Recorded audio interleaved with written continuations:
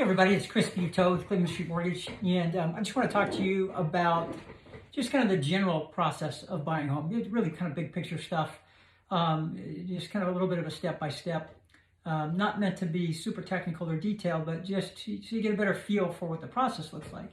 And step one is kind of the fantasize step, and it's not like you're gonna write that on a checklist and say, oh yeah, I need to fantasize, but I only include that because that's invariably where you start. You've got the internet, you've got Redfin, and you drive around, you start to think about buying a house, and you've got the resources there to kind of start to fantasize about that, and that's a useful part of the process because it helps you start to develop a feel for location and price and amenities, and you start to have an internal compass, and about kind of what you're looking for. And of course, it's not enough, but it does start to kind of shape your sense of of what you're hoping to achieve, and it just gives you a little bit better framework to go to that next step.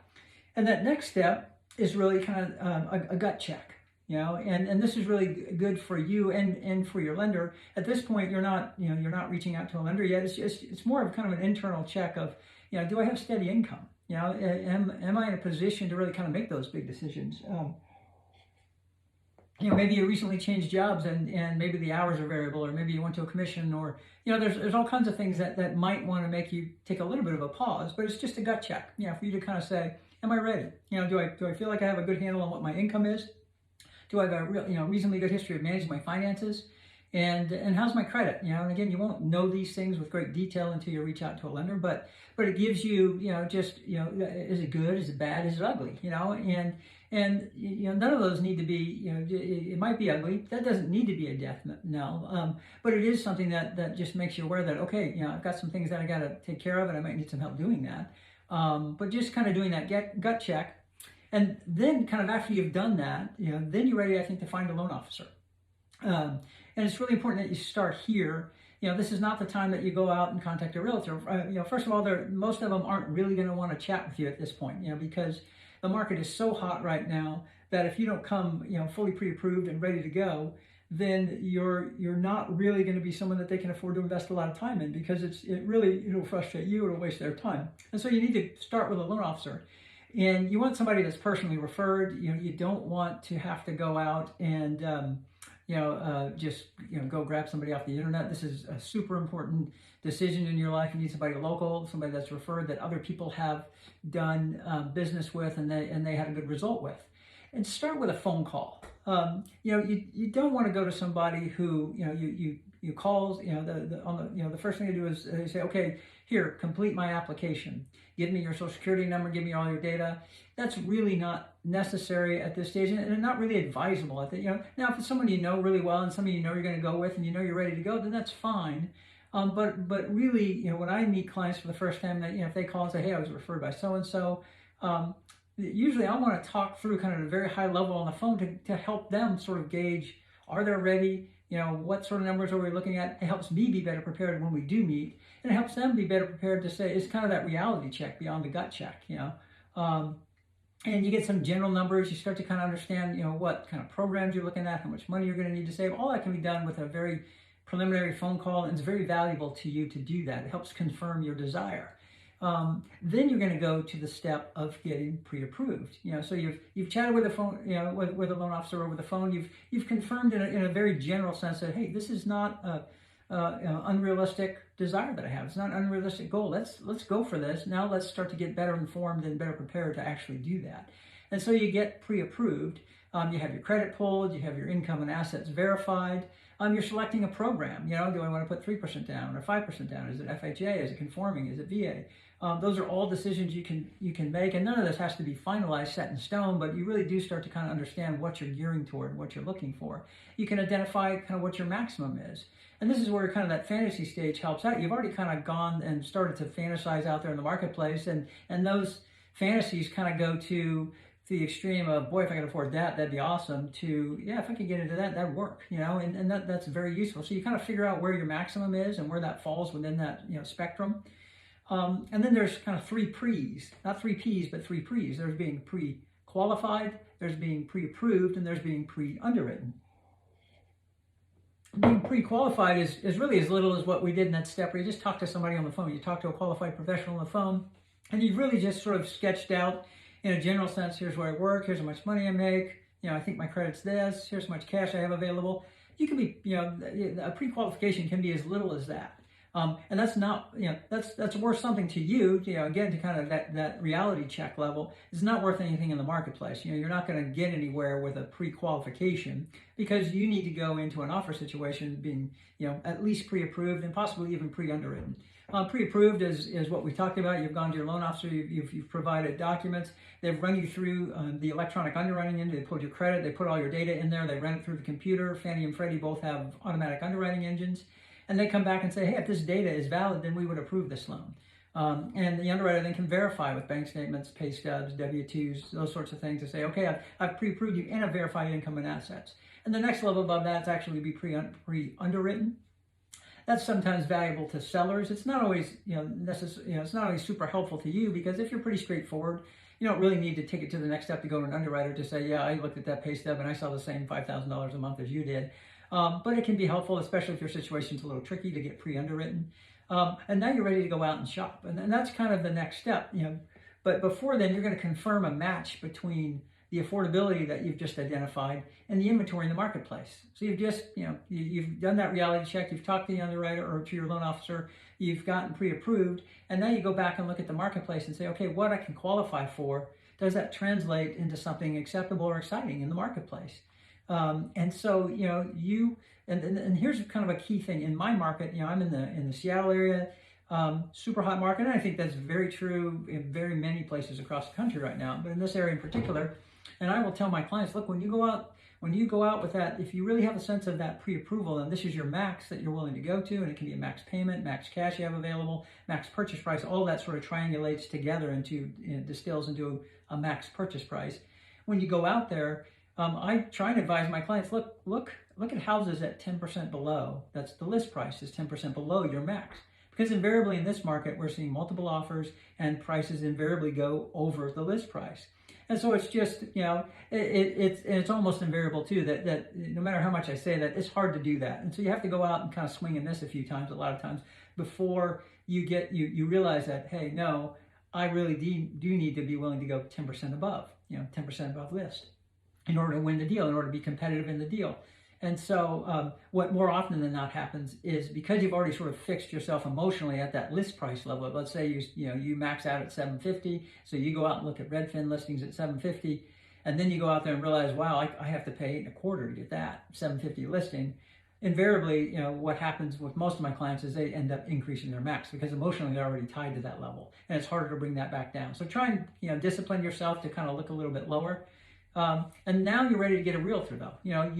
You've gotten pre-approved, you've kind of gone back out and reviewed kind of the marketplace, virtually, and you've confirmed that, I can go out in this marketplace, I can find a house that works, that I can get approved for, that I can get excited about.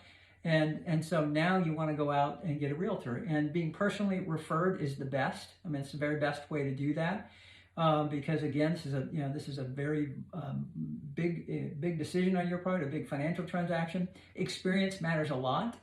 Connections in the marketplace matter a lot. These realtors know each other, and they get earlier information about when houses are coming available, and any little advantages you can get from that are really important. So it's important that you have a realtor with some experience, understands the market, and you want someone that's your advocate, not your dependent, right? You don't want someone that's going to be pushing you into any deal.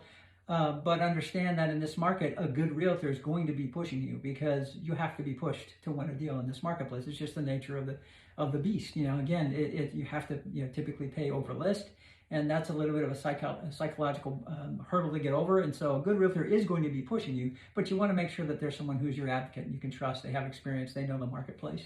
And now you're shopping. You've got a realtor.